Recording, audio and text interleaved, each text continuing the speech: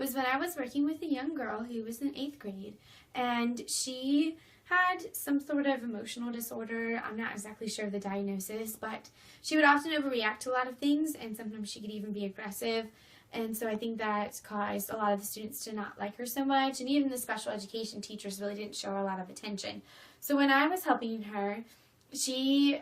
really seemed to appreciate what I was doing, and afterwards she came and gave me a big hug and thanked me for helping her out, and she asked me 3 or 4 times to make sure that I was coming back. And for me, that was a great moment to see that my efforts were actually appreciated and that they were affecting the students there.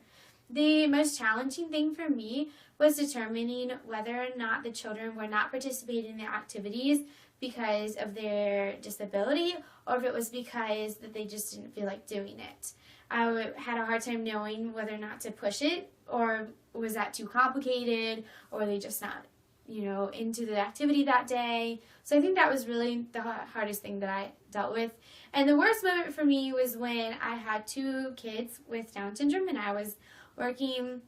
with the girl, and we walked over to the wall to wait for their turn, and the other boy came up next to me, and they started fighting over who was going to stand next to me, and the special education teachers were all the way across the gym, so I had to figure out a way to calm them both down without fighting each other. And they were in middle school, and they were both bigger than me, so that was definitely a moment where I was very unsure, but it all worked out just fine.